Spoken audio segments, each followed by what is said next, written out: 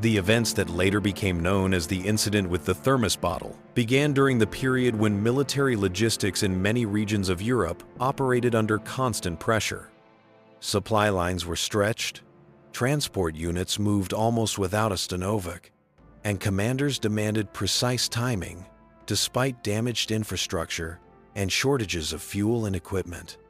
Roads that were once ordinary civilian routes turned into narrow corridors for columns of trucks, armored vehicles, field kitchens, ambulances, and mobile repair units.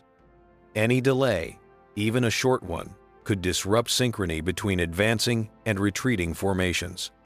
One particular convoy consisted of fuel trucks, communication equipment, vehicles, and several light transport machines assigned to reinforce a reorganized command post.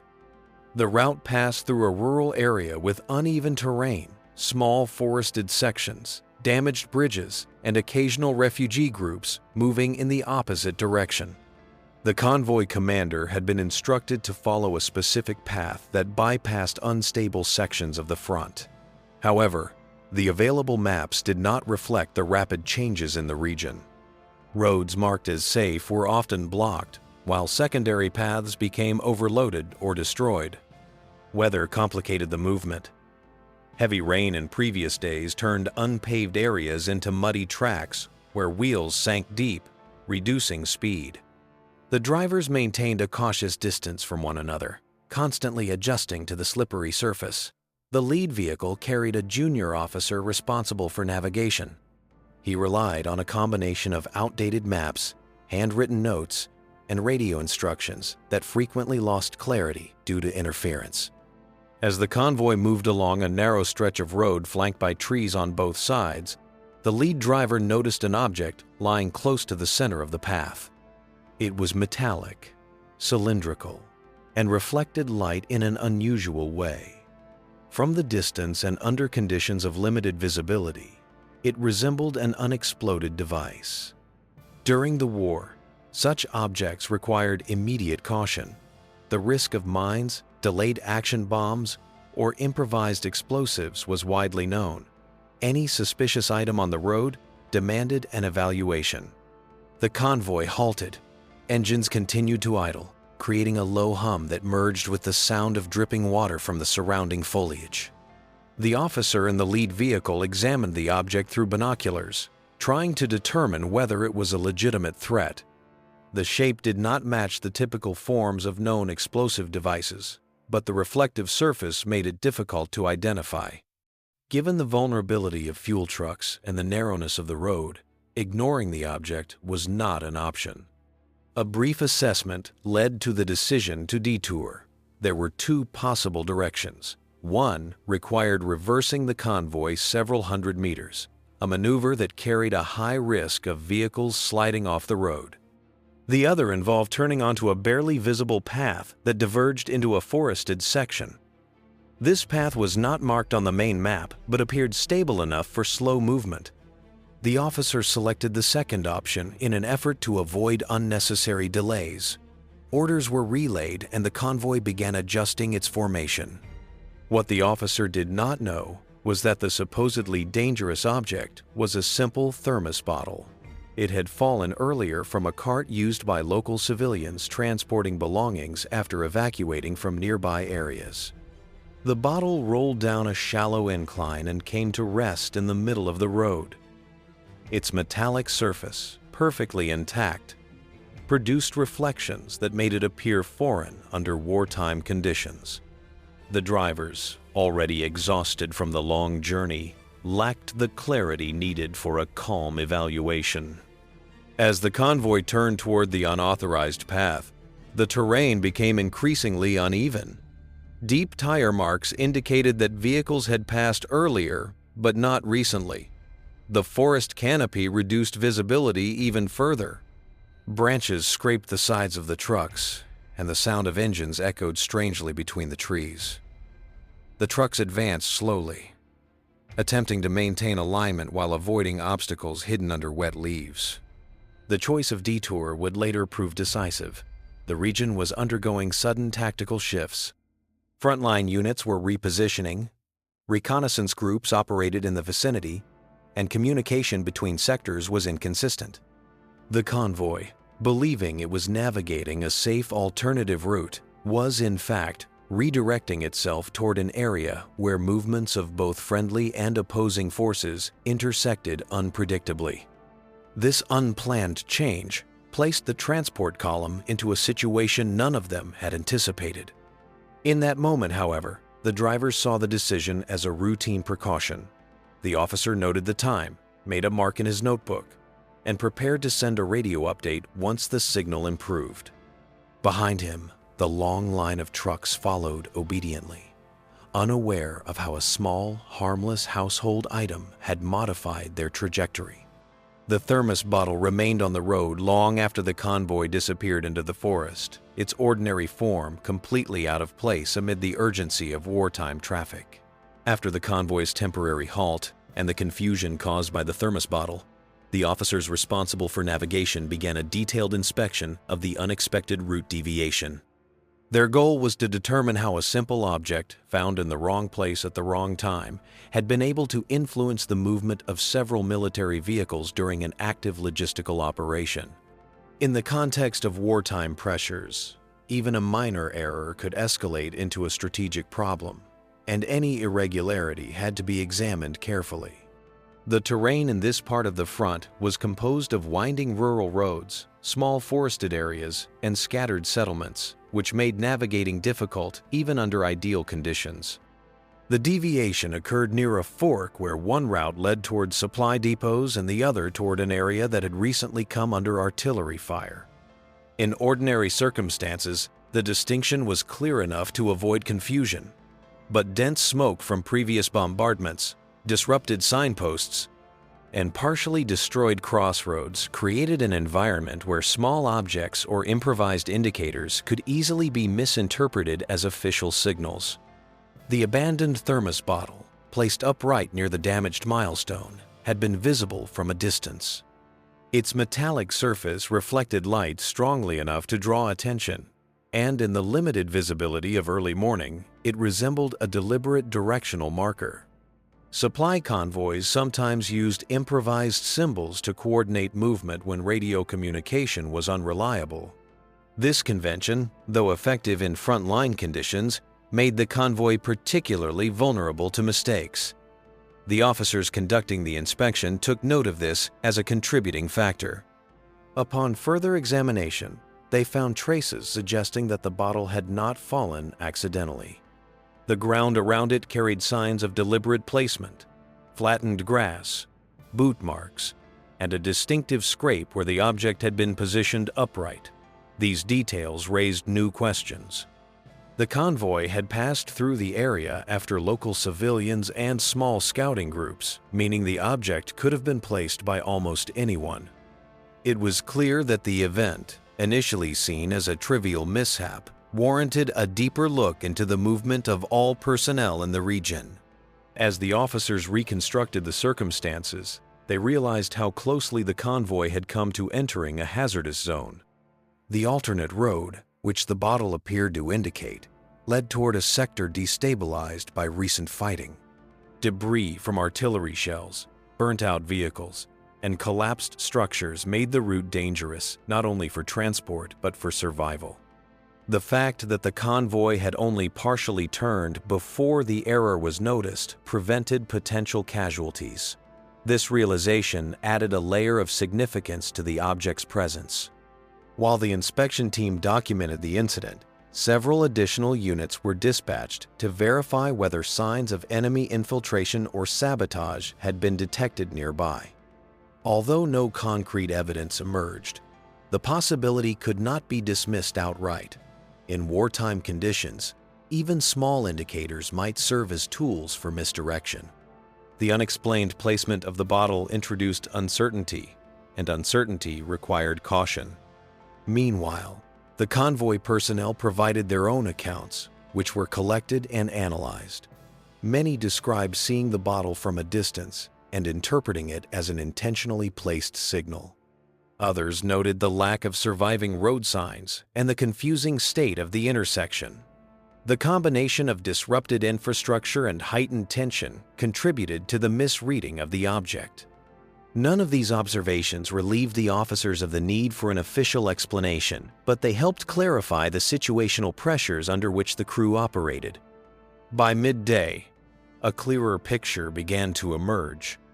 The incident had resulted not from deliberate sabotage, but from an accumulation of small environmental factors: poor visibility, damaged roads, improvised signaling customs, and an object positioned in exactly the right way to resemble a guide marker.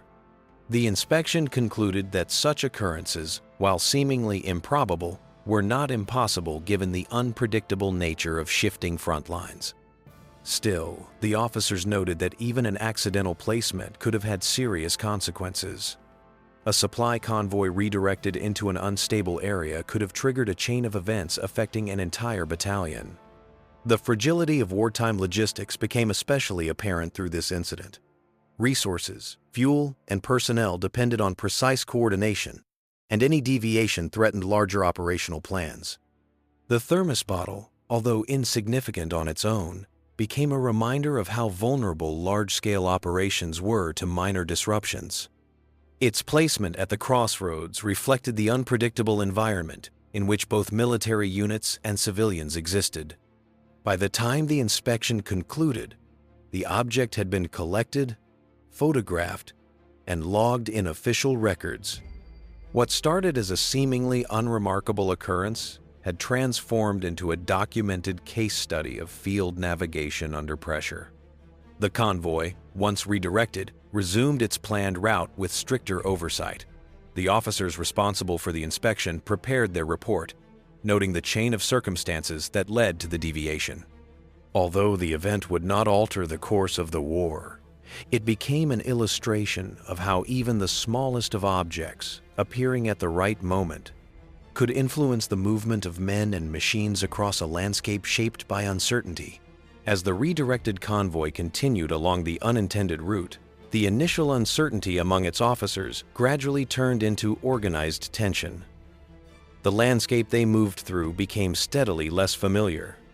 Instead of the expected network of reinforced positions and supply junctions, the road led them through a patchwork of partially abandoned rural areas. Sparse farmhouses, damaged by earlier bombings, punctuated fields that stretched toward distant forests. None of this matched the terrain described in the operational briefings prepared the night before. The column's logistical officers repeatedly checked their maps, but mismatched landmarks and discrepancies in distances indicated that the convoy had deviated significantly from its intended track. The thermos bottle and the small cluster of objects placed near the intersection had appeared to the drivers as proper field markers. Now, the absence of any further signals created the first tangible doubts about the accuracy of the route. Still, military discipline required them to advance until a superior order arrived, and communication infrastructure was increasingly unreliable due to the ongoing disruptions across the region. Fuel consumption became another factor adding pressure. The unexpected detour increased travel time, and several trucks had already reported lower than expected reserves. The supply officer noted that refueling points planned for the original route would not be reachable before several more hours of travel. Combined with the lack of reliable radio contact, this created a situation where the convoy's isolated position could easily escalate into operational risk. As the units moved deeper into the unfamiliar district, they began to notice intermittent signs of earlier clashes. Burned-out armored hulls and scattered equipment suggested that this area had experienced recent fighting, likely involving retreating forces and advancing enemy patrols. However, the pattern of destruction did not correspond to official reports. This only reinforced the suspicion that the convoy had crossed into a zone that command had not intended them to enter. The personnel at the front of the column observed a subtle but noticeable shift in the behavior of the civilians they encountered. In some villages, residents watched the passing vehicles with cautious distance rather than the measured routine of people accustomed to military traffic. This difference, though subtle, signaled that the presence of the convoy was unexpected. The officers recorded these impressions, understanding that an unplanned route could compromise both operational secrecy and the safety of the units under their command. A further complication emerged when the convoy approached a narrow bridge over a small river. The structure had sustained damage but remained passable. Yet markings on the nearby terrain suggested that engineers had previously surveyed the area for demolition or reinforcement. The convoy commanders hesitated, uncertain whether the bridge was part of a fallback defensive line or simply a neglected crossing outside strategic lanes. With no alternative route, they proceeded cautiously, aware that any misstep might expose the entire column to structural collapse or hidden charges left by retreating units. Once across the river, the terrain opened into rolling hills and a network of winding paths. The convoy's forward scouts reported that several connecting roads had been blocked by debris or deliberate barricades.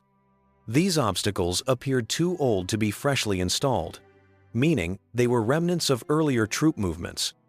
Still, their presence forced the convoy to follow a single longer route that curved toward a region not mentioned in the original orders. Each kilometer traveled increased the distance from expected reinforcement points and reduced the chances of re-establishing reliable communication with headquarters. The officers struggled to reconcile the growing number of inconsistencies. Every decision now carried amplified consequences. They knew that proceeding without certainty risked entering enemy-controlled areas. But halting the convoy in open terrain, with fuel shortages and limited defensive capability, was equally dangerous. The absence of updated intelligence left them entirely dependent on the assumption that the road would eventually reconnect with a recognized supply corridor. By the time the column reached the edge of a dense woodland region, daylight had begun to fade. The prolonged march, unexpected detours, and mounting operational ambiguity created a tense atmosphere among the troops. Some soldiers expressed concern about the possibility of encirclement. Others suspected that retreating friendly units had withdrawn in disarray, leaving no clear indications of safe passage. Despite these anxieties, the convoy continued moving forward. The decisions made during this period would shape the events that followed, but at that moment the personnel could not foresee the full extent of the consequences triggered by a simple misplaced object at a road intersection.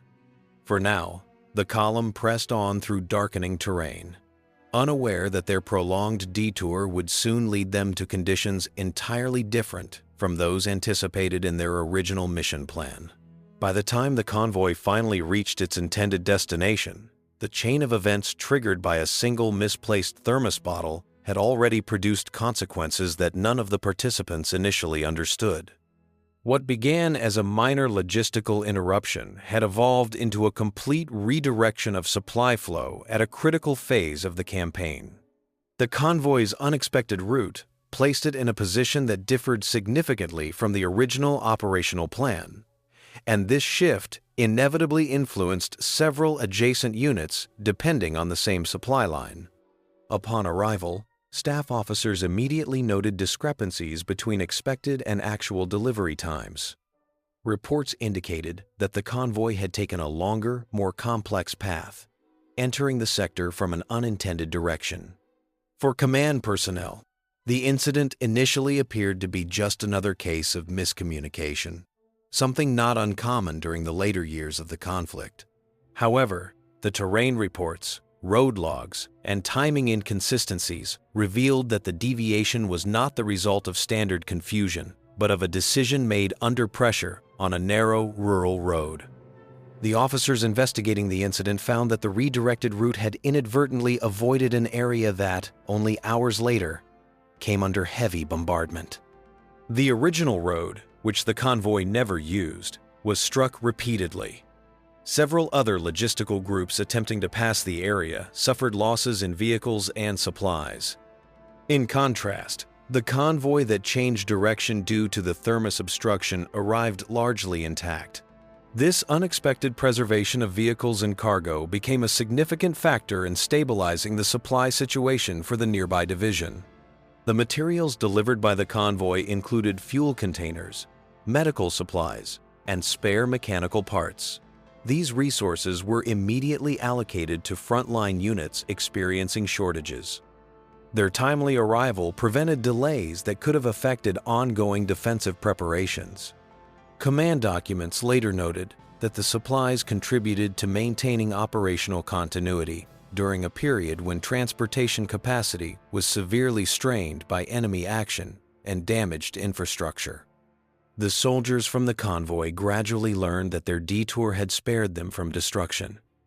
Some recognized the narrow sequence of events that had led to the initial stop on the rural road. Although no one focused on the specific object that had forced the halt, the records described an unexpected obstacle and the necessity of clearing the path manually. The details of what exactly caused the delay were soon overshadowed by the larger context of the war and the constant movement of personnel and materiel. For the civilians living along the route where the obstruction occurred, the passage of the convoy became another episode in the shifting landscape of wartime activity. The temporary block in the road had been a brief disruption in their daily routines. Yet the indirect effect of that moment extended far beyond what any of them could observe. The fields, footpaths, and roadside slopes that framed the event remained silent witnesses to a small incident that shaped a much larger logistical outcome. In official summaries compiled after the campaign, the convoy's altered route was mentioned only briefly. The reports classified the deviation as a minor but fortunate irregularity.